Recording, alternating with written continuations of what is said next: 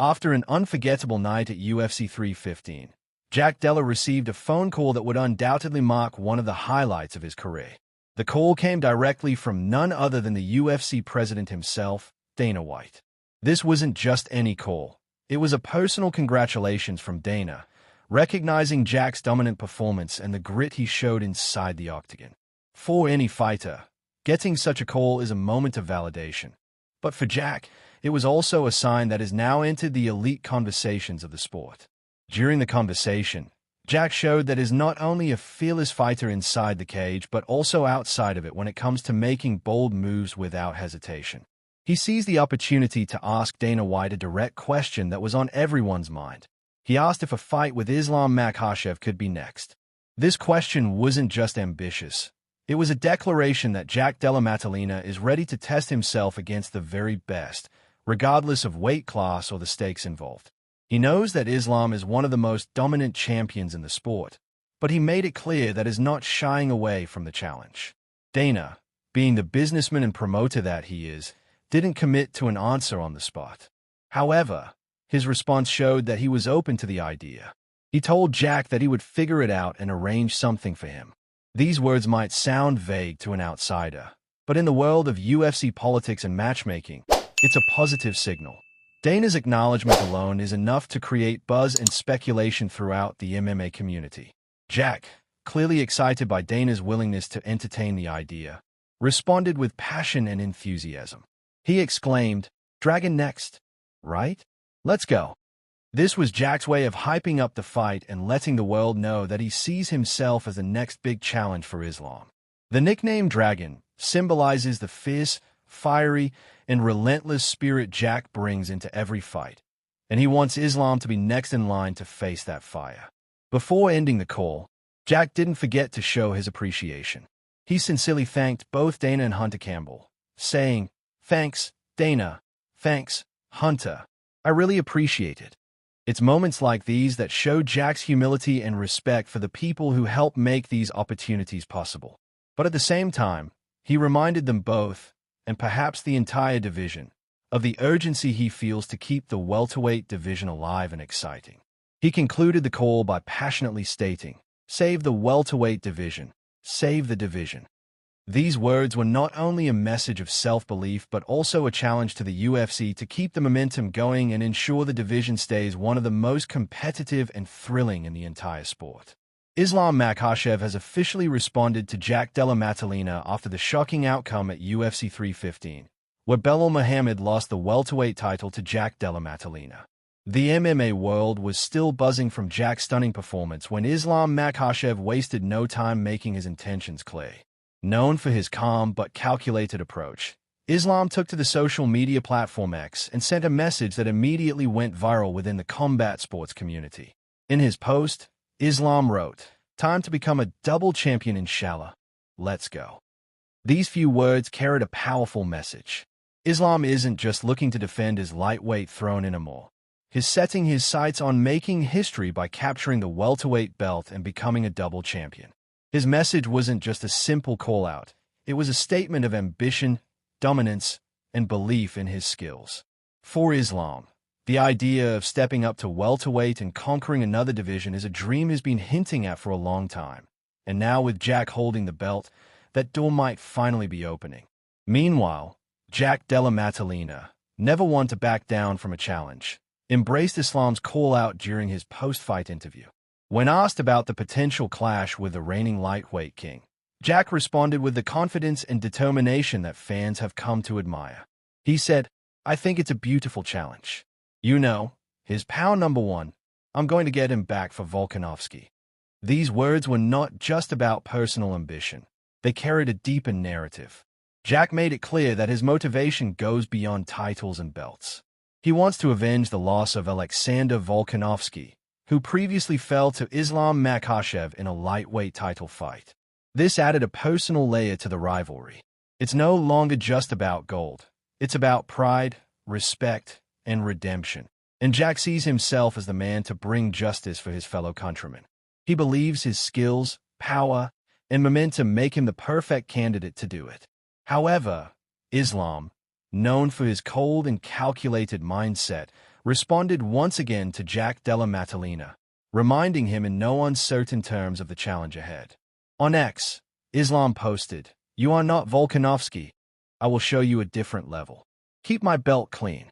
This response was a direct message to Jack, warning him not to underestimate the levels and skills Islam brings inside the octagon. He made it clear that while Jack may be hungry and motivated, he is stepping into a whole new world when facing him. These early exchanges between Jack and Islam are setting the stage for what could become one of the most anticipated super fights in recent UFC history. The potential matchup promises not only high stakes but also a clash of styles, mentalities, and legacies. The build-up has already started, and the world is watching. In another news update, some truly strange and unexpected footage of Jon Jones has recently emerged, leaving fans and followers scratching their heads. Last night, social media was flooded with bizarre clips showing Jon Jones in what many described as an unfamiliar and unusual environment. The footage quickly went viral across MMA fan pages and forums, with people speculating what exactly the former UFC heavyweight champion was up to. To clear up the confusion, it has now been confirmed that Jon Jones is currently in Russia, where he is involved in filming a show called ALF Reality. For those unfamiliar, ALF Reality is essentially the Russian version of The Ultimate Fighter, a well-known MMA reality competition series where two teams of fighters compete under the guidance of experienced coaches. This format has been legendary for producing future stars and creating intense rivalries, and it seems Jon Jones is now stepping into that world, but this time in a totally new setting. What's even more intriguing is that Jon will not be doing this alone. He is going to be coaching against none other than Nate Diaz. That's right. Two of the most iconic and controversial figures in MMA history will now be head-to-head as rival coaches on this Russian reality show. Their teams will compete in various challenges, training sessions, and fights, all under the watchful eye of the cameras. The combination of Jon Jones and Nate Diaz in the same show has already sparked massive excitement within the global MMA community, as fans anticipate fireworks both inside and outside the training room. The leaked footage shows Jon Jones in some truly bizarre scenarios, whether it was participating in traditional Russian ceremonies, interacting with local fighters in an unfiltered and raw environment, or simply stepping way outside his comfort zone. Some clips even showed Jon attempting to dance in Russian cultural attire, which only added to the unusual but entertaining nature of the footage. Fans were quick to create memes, jokes, and speculation, but it also raised curiosity about how Jon Jones will adapt to this unique coaching experience. For Jon Jones, this is an unexpected chapter in his legendary career.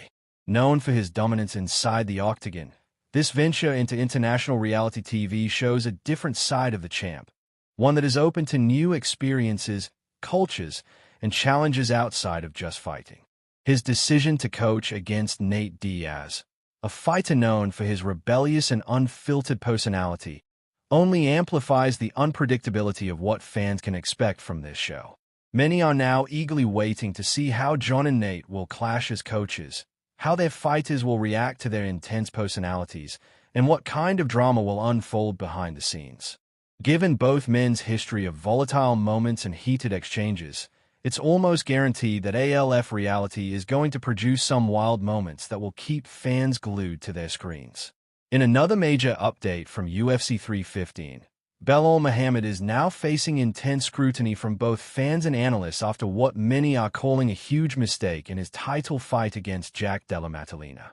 While Belal is rightfully receiving massive praise for the sheer toughness, heart, and grit he displayed throughout this war, questions are now being raised about the strategy, or lack thereof, that the now former welterweight champion chose to deploy in this critical contest. Heading into UFC 315, the general consensus among experts in the MMA community was that Belal would rely heavily on his grappling and wrestling skills. This was the blueprint that had brought him to the top of the division, including his dominant performance over Leon Edwards to capture the welterweight title. It was believed that Belal's path to victory would involve closing the distance, using his relentless pressure, and dragging Jack Della Maddalena into deep waters on the mat. After all, Jack Della Maddalena is widely regarded as one of the most dangerous strikers in the division, something Belal and his team were well aware of. However, once the cage door shut, Bellow's approach left many puzzled. While he did attempt several takedowns during the fight, he didn't pursue them as aggressively or consistently as many had expected. Instead, Bellow chose to engage Jack in a prolonged striking battle, an area where Jack shines.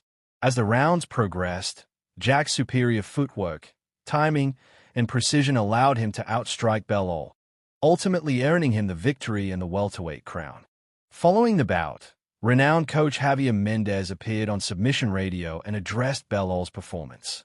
Mendez, known for his honesty and experience, gave credit to Bellow's warrior spirit but admitted he was surprised by the game plan. Mendez said, "My heart goes out to Bellow. He's a warrior. Hopefully, he'll come back and do well in his next fight. Let's see what happens." He continued, "Like you and I kind of alluded to, he didn't fight his normal fight like he did against Leon Edwards, and that's the fight he should have fought because he was facing a very, very good striker. Jack is a very good striker.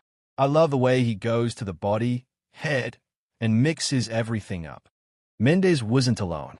Former champion Robert Whittaker echoed similar sentiments, expressing his belief that Bellow may have tried to prove something by standing with Jack. Whittaker said, "I expected more takedowns.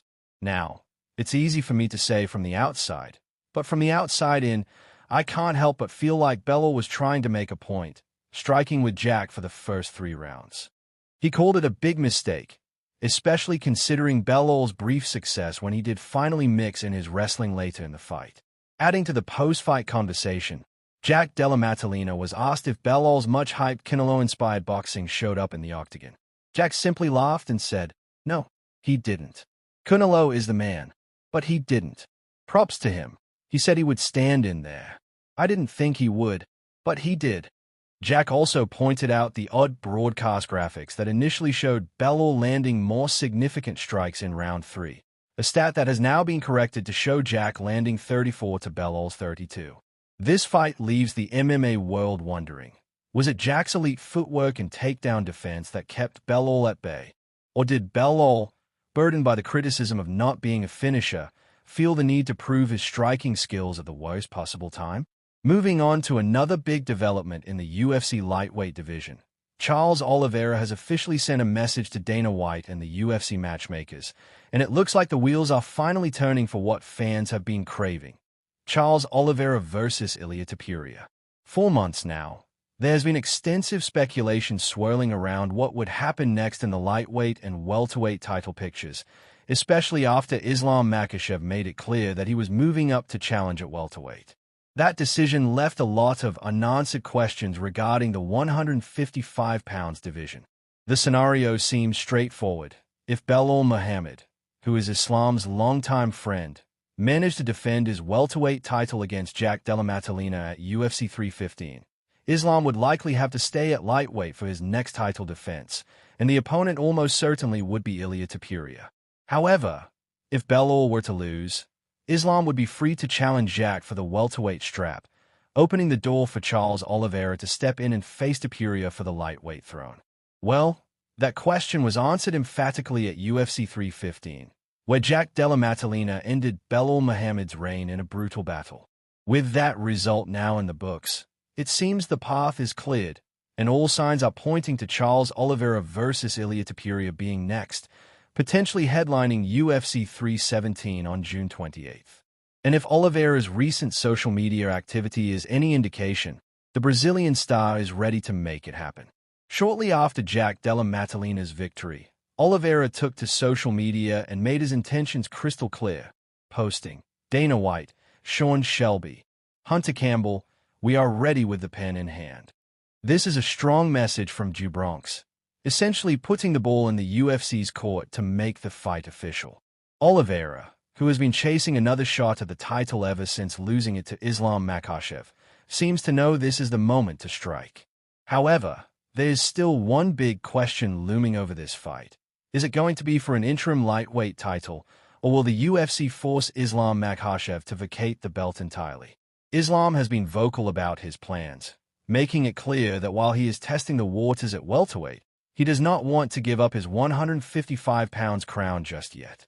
The Dagestani champ believes he can still defend the title if the opportunity presents itself later this year. But the UFC may see things differently. They might want to keep the division moving and crown a new champion, or at least create an interim title while Islam pursues welterweight glory. So now, the fans are left wondering, will the UFC honor Islam's request and let him keep the title while he explores other weight classes, or will they strip him and make Oliveira versus Topuria for the undisputed lightweight championship?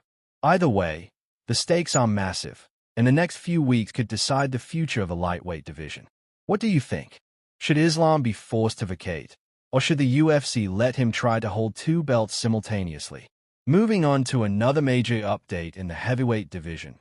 Interim heavyweight champion Tom Aspinall has confirmed that he is finally having a critical meeting with the UFC brass to determine whether the long-discussed fight with Jon Jones will actually happen or not. Aspinall, who has been relentlessly campaigning for a showdown with a reigning undisputed champion, revealed that tonight's meeting could be the deciding moment in this saga. The English powerhouse made it clear during a recent interview that he's ready for the fight anytime, anywhere. But ultimately, the decision is not in his hands. I actually have a meeting tonight about it, Aspinall revealed. We're going to find out what happens tonight, believe it or not. The tone in Aspinall's voice was one of frustration mixed with anticipation, as has been vocal for months about wanting to unify the heavyweight titles and settle the debate once and for all. When pressed on what he personally thinks he can do to make the fight happen, Tom kept it blunt and real. Me personally, I can't do anything. Aspinall said, I do think it's just down to money on his side, so I will fight whenever, wherever he wants, but it's down to money, I think. The interim champ acknowledged that Jon Jones, being a veteran and arguably the greatest fighter in MMA history, is playing his cards carefully at this stage of his career. Aspinall also admitted that if the fight doesn't get booked after tonight's meeting, he will have no choice but to move on with his career. When you put him in with a guy of my size who has them credentials at this stage in his career, I think Jon's a smart guy and he realizes that, so he wants compensating financially for it, Aspinall explained. When asked how he feels about having to constantly address the topic in every interview, Aspinall didn't hold back. I'm well bored of it. I've had enough, he said. We either need to fight,